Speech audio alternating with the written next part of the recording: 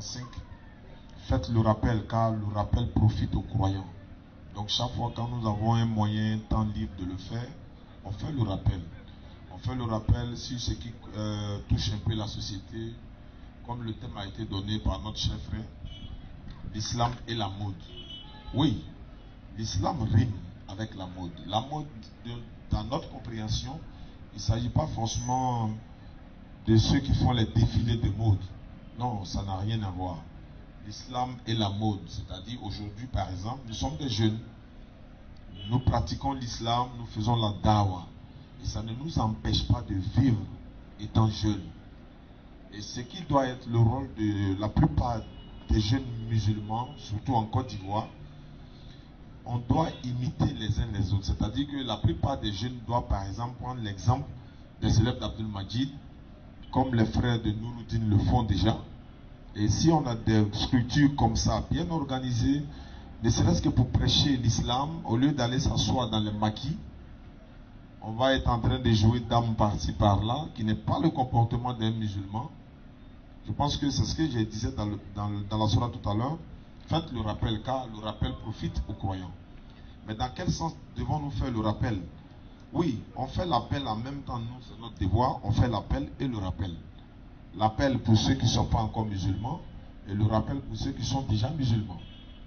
Donc on l'a dit, l'islam n'a rien à voir avec les coutumes. Il y a certaines coutumes en Afrique qui ne riment pas avec l'islam. Donc l'islam n'est pas connu également par beaucoup de personnes non musulmanes. Toi tu es musulman, tu habites dans un quartier, ton comportement, étant jeune ou vieux, ton comportement peut pousser ton voisin à ne pas embrasser l'islam. Or, ton devoir est de l'appeler à devenir musulman. Avec quoi? Avec ton comportement, ça peut passer. Parce que si toi tu dis que tu es musulman, le monsieur il te voit régulièrement ou tes voisins te voient régulièrement en train d'aller faire la salade, il se comporte bien conformément à ce qui est prescrit dans l'islam. Lui, il peut venir poser des questions, même s'il ne devient pas musulman, il peut au moins venir poser des questions. Donc comment se fait-il? Est-ce que c'est tous les musulmans qui doivent se comporter comme ça? Oui. Coraniquement, Allah dit par exemple dans le Coran, Surat 16, verset 125, c'est par la sagesse et la bonne exhortation. La sagesse, ça fait partie du comportement. La bonne exhortation, c'est le savoir parler à ton voisin, c'est le savoir, c'est de pouvoir l'appeler de la bonne manière à venir à l'islam et discuter avec eux de la meilleure façon. Tout ça font partie du comportement.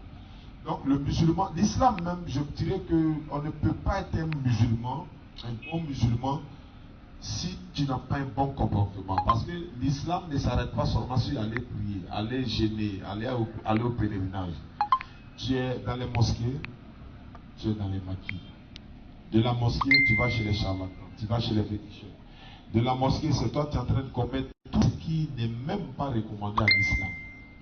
Donc, Inch'Allah, on va essayer de donner le peu de connaissances que nous avons à la jeunesse musulmane et aux non-musulmans, parce que nous, islamiquement, il y a des jeunes musulmans, par exemple, qui ne connaissent rien de leur propre religion. Ils ne savent rien de la religion islamique. Lui, il est né, trouvé les parents sont musulmans, on lui a seulement dit, allons à la mosquée. On va à la mosquée, on vient à la maison, ça s'arrête là. Et connaître sa religion n'est pas forcément de mémoriser le Coran. Quand on dit par exemple à un jeune musulman, peut-être à Makori ici, tu connais Mahomet, il dira oui, c'est le prophète des musulmans, ou le prophète de l'islam. Quand tu lui diras, mais est-ce que tu sais pourquoi les musulmans prient en arabe? Est-ce que tu sais pourquoi? Non, il ne sait pas. Est-ce que tu sais pourquoi les musulmans sont obligés d'aller faire le pèlerinage dans un même lieu? Non. Est-ce que tu sais pourquoi les musulmans sont obligés de prendre les ablutions, les femmes doivent se voiler? Est-ce que tu sais? Ça, c'est apprendre sa religion. C'est des choses, ça veut dire, c'est le minimum quand même.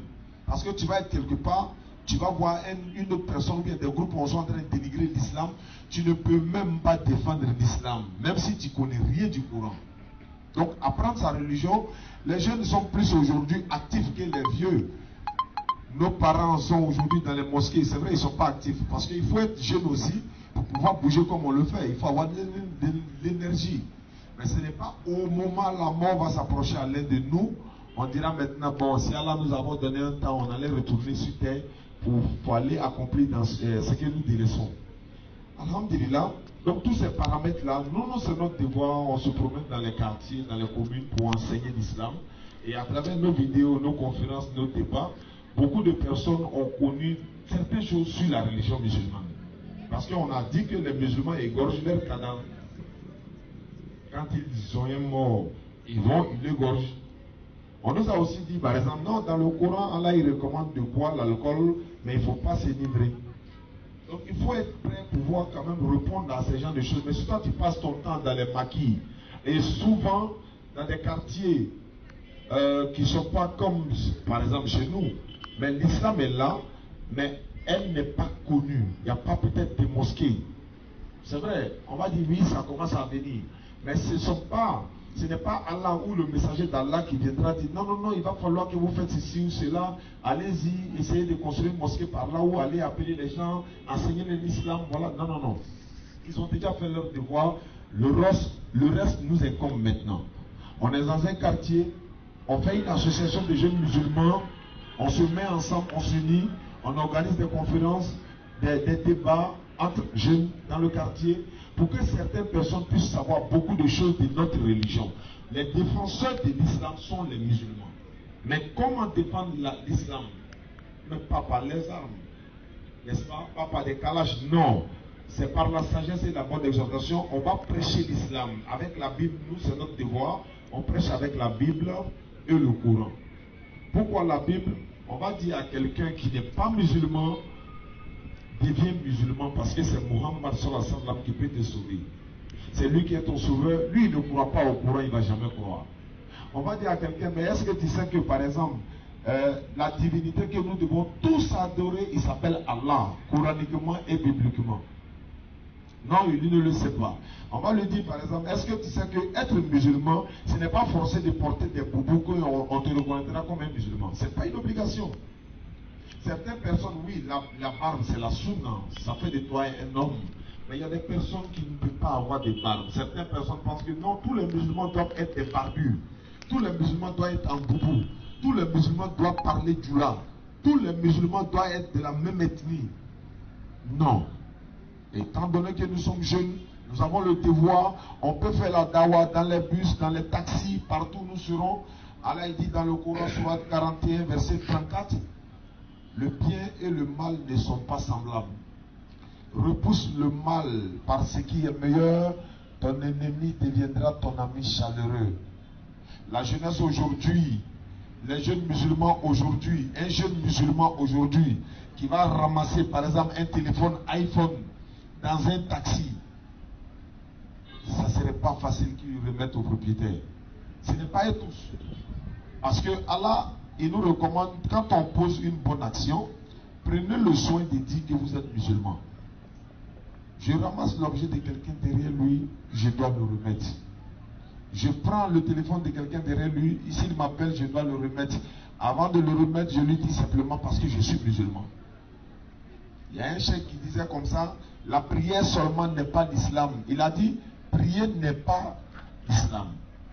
Mais il a dit, prier seulement ne fait pas de toi un musulman. Et nous sommes d'accord. Alhamdulillah, comme les musulmans ne prient pas, les musulmans font la salade. La salade et la prière sont deux choses différentes. Quand on dit, je vous en prie, je vous prie de me donner cet objet-là. Nous prions la cour de se lever parce que, par exemple, les magistrats sont en train d'arriver. Donc les musulmans font la salade qui est différente de la prière. La prière, dans le sens où nous on peut le comprendre, ce sont les invocations. Les invocations à l'Éternel par rapport à nos problèmes personnels et tout ça. Mais notre manière de faire la salade, ce sont les rites. C'est pourquoi tu verras tous les musulmans adorer l'Éternel de la même manière. On peut ne pas avoir le même comportement, mais on adore l'Éternel de la même manière. Tu peux arriver dans une commune où les jeunes musulmans sont plus à la mosquée que les vieux.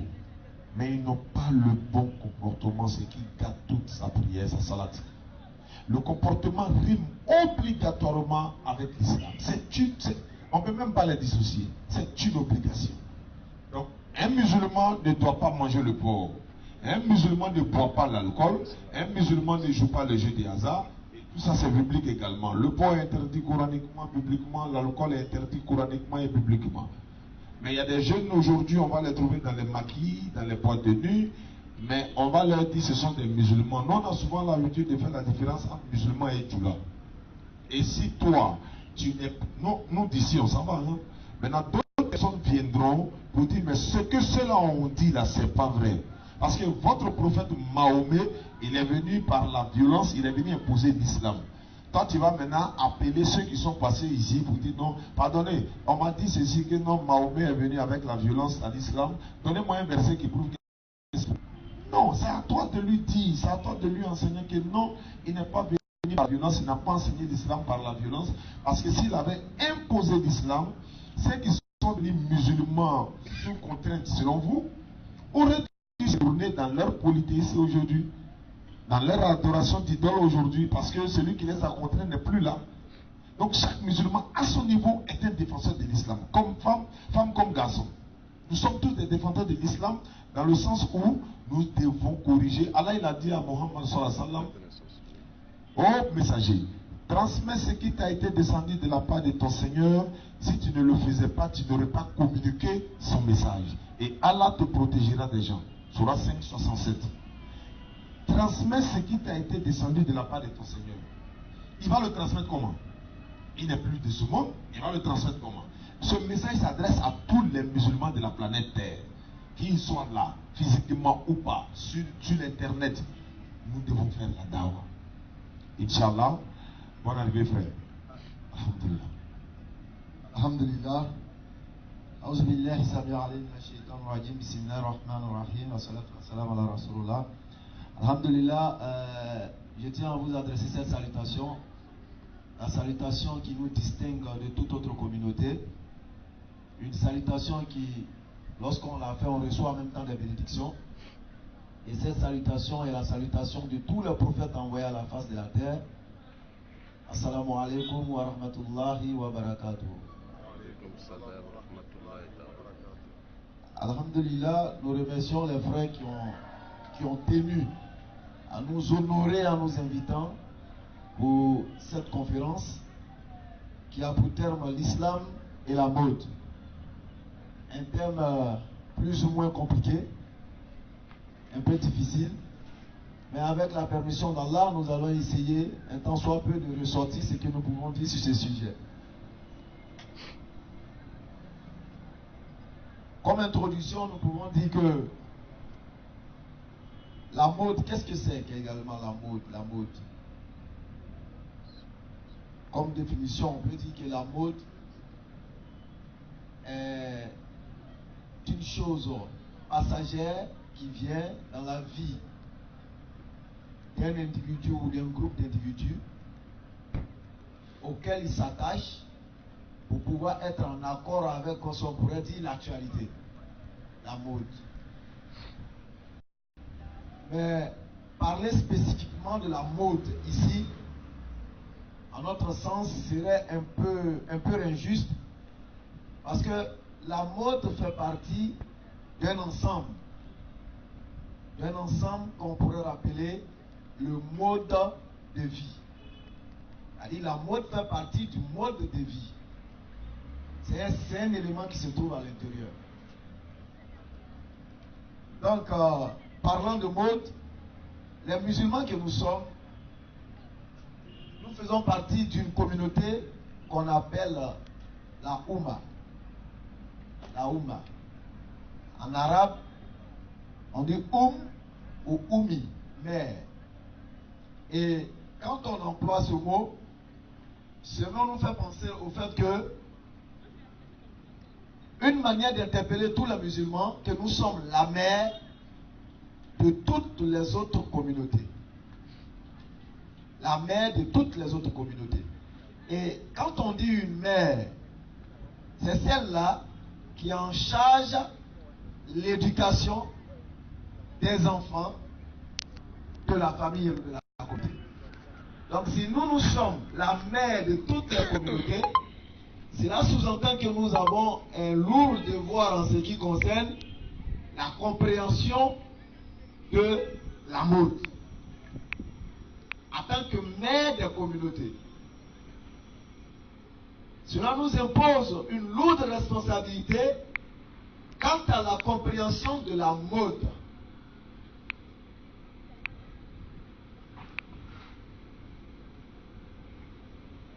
Donc, en tant que maire de toute la communauté, nous pouvons dire, sans risque de nous tromper, que l'islam